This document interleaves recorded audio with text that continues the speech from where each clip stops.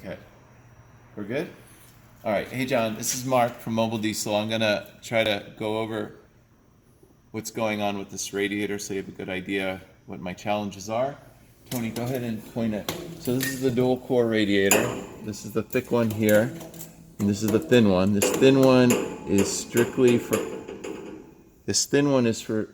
for cooling the turbo intercooler. All this is to cool the turbo intercooler. It's the easier of the two, so I'll start with that. And this guy here is for the rest of the motor. All right, so the turbo intercooler, basically, it enters and exits through the same tank. This is the tank here, big fatty pipes, right? Got your rubber stop here. So when the water enters here, it only could use the top half of the radiator. You can see the line right here where the rubber stop makes contact with the surface, the header. And so the water enters here, goes that way.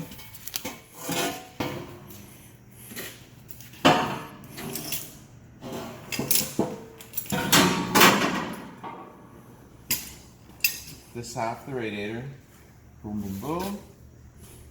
Exits here, all 4 rows. There's no rubber stop on this tank, which is the other receiving tank for the intercooler radiator. Water flows down, back through the second half, this way. Boom, boom, boom. Exits over here. Exits over here. On its merry way. Okay? This is just a drain. That's all this is. It's not to drain the radiator.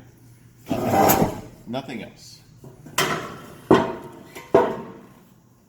The top half, the second radiator, the thicker, the 6 row, or the 5 row, it's either offset tubes 1, 2, 3, 4, 5.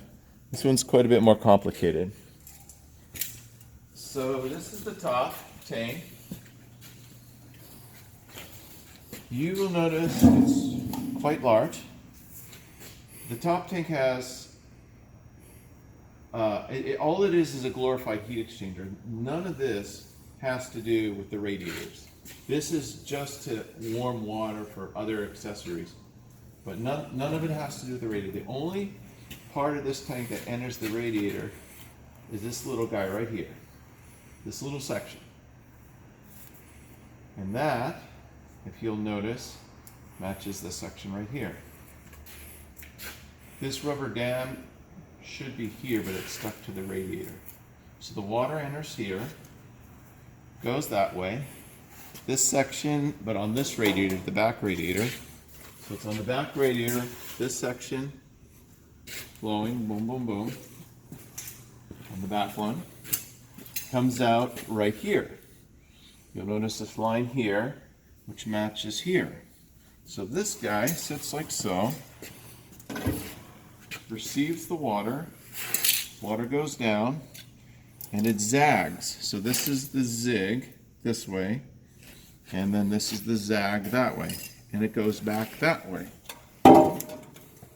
Let's get on the back 5 row, in the middle side, boom, boom, boom, 2, and it spits out right here. And you'll notice here, there's no rubber stop. The rubber stop's here. Water goes this direction. Okay. Comes out here, goes down, and back in through this section right here. This little rectangle right here. And it's going that way. Another zig. Down here. And then it spits out these rows right here, right? This little section here spits out into here. There's no rubber stop here, so the water now flows this way, and it fills in the cavity, the first 2 rows, like so, up to here. There should be a rubber stop here. We seem to have lost it. We'll get another one.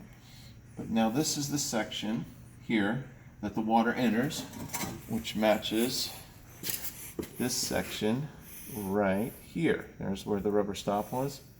These two rows, boom, boom, boom. So now the water exits here, flows here, goes that way, back into this tank, up this channel, right here, exits there, up, up, up, to right about there, path of least resistance, these two rows top, 1, 2, 3, 4, 5, okay, these front two rows, this way, exits over here into this section right here, and leaves the bottom of the radiator tank. Nice cool water. And there it is. Thank you, Tony. You could shut her off.